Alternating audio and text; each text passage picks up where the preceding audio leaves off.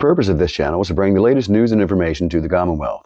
I also want to raise awareness and bring education to the stigma that's in the cannabis community. Please medicate and consume responsibly. Welcome back to Virginia Cannabis Connection. As always, I'm your guy on the couch, Joe Parsons. Today I wanted to give a more in-depth report for the veto of HB 833 that went down last Friday. If you follow me on pro-cannabis media and saw last Friday's report, then you know the basics. However, due to the time constraints of a larger coast-to-coast news show, I couldn't give all the details. So here is a more detailed report, as well as what the future holds for this bill. The first thing I wanted to do was to go into more details about the quotes from the governor. I will now read the full remarks from the veto itself.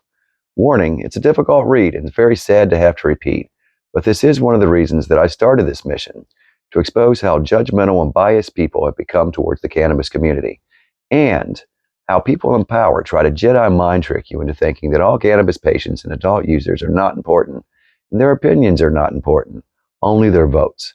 So, here goes. The governor's remarks started by saying, the proposed legislation aiming to address a non-existent problem has potential consequences that may expose children to harm.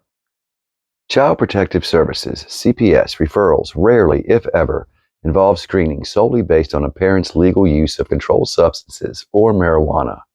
Instead, cases typically encompass additional risk factors like impaired supervision, access to drugs or drug paraphernalia, or a parent's inability to meet the child's basic needs.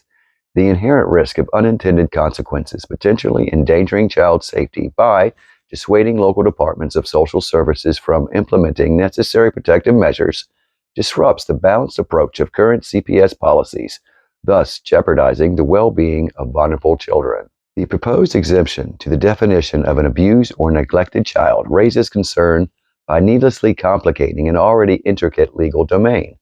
These exemptions overlook the necessity for judges and CPS workers to assess unique factors and circumstances in each case, potentially hindering effective decision-making.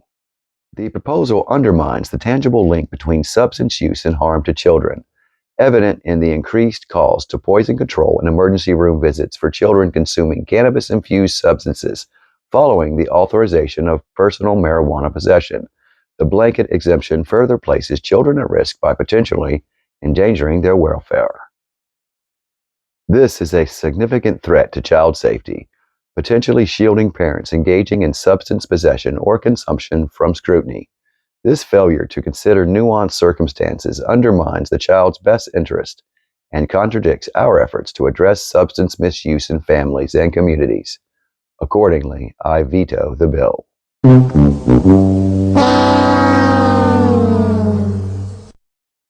That was indeed a mouthful, and after all that, all I got was, wow, really, guy? That's your reasoning? Again, let's define the word obtuse. It's an adjective. It means annoyingly insensitive or slow to understand. Yep, that about sums it up right there. Notice from the very first line, he literally tries to Jedi you into thinking that this is, and I quote, a non-existent problem. Hold up, Glenn. You don't have force powers, guy. This problem most definitely does exist. I've seen it firsthand, and I'm not the only one that can attest to it.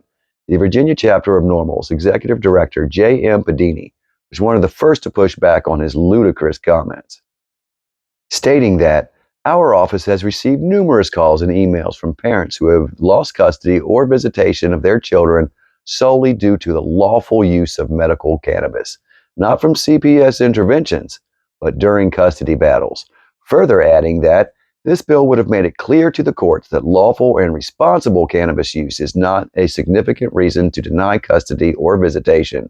This bill is necessary. It was introduced to address the actual harm being done to Virginia parents and children. Finishing out this powerful statement with, to the families torn apart, we will continue fighting for you. Wow, those were pretty powerful words right there. And that's why I support NORML and what it's all about. NORML wasn't the only group to speak out, though. Chelsea Higgs Wise from Marijuana Justice also had a few choice words about the time, the passion, and the effort that went into HB 833. She said, disappointed doesn't describe how it feels for the veto to come down after 2 years of pushing this proposal. She added that, we will not stop working to peel back the layers of family policing through outdated marijuana laws. She further added, on behalf of the Commonwealth, we, Apologize to the families that will feel this impact while the administration waits another year to align family policy with current decriminalization. She finished with the words that would have made Arnold proud. We will be back next year and every year until we get it right. As always, I'm on top of this bill and still reaching out to NORML and Marijuana Justice for further comments as they come in. So follow this story on here and Pro Cannabis Media, as this one is just as big as a retail market and overturning convictions. This is a case of old stigma that can cause way more harm than good. Don't let anyone make you think that your opinions are merely non-existent. Now, my friends, a brief discussion about NIMBY. What is NIMBY, you ask? Well, one of the most outspoken and tell-it-like-it-is comedians that ever existed was George Carlin. Carlin was way ahead of his time, and his political views are legendary. If he would have ever ran for president, he would have gotten my vote, that's for sure. On a classic HBO special back in the early 90s, he coined the term NIMBY. It means not in my backyard. This is important because of how it relates to the slow movement of cannabis reform in the United States.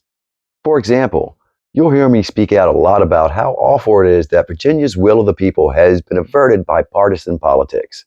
Meaning, Virginia adapted an adult use program back in 2021, and almost 4 years later, there still hasn't been almost any movement with setting anything up, with the exception of the VCCA, the Virginia Cannabis Control Authority. Was that not the will of the people? So due to the super rich and heavily biased governor not budging on Democratic-led bills, not for merit, mind you, but just because, as a Republican, he will refuse the will of the people for partisan stance. Sad, isn't it? It's not a left or right thing. It's not a red or blue thing. This is a progression of humanity thing. Now, this problem of NIMBY isn't just here in Virginia, but let's take a real quick look at Washington, D.C. The people of D.C. spoke their minds and their voices in November 2014, with adult use going into full effect February 2015. Now, 10 years have passed, and they still don't have a retail system or any method of managing it.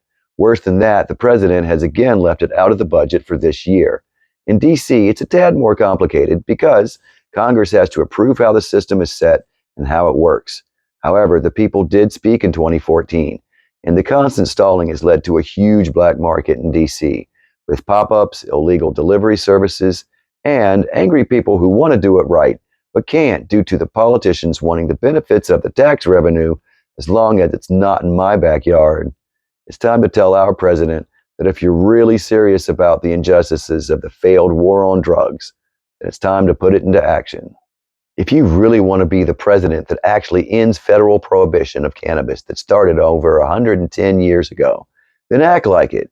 You can start by getting a safe and regulated retail system established in D.C. Start to put an end to the dangerous and profitable black market. Put your money where your mouth is instead of the ice cream.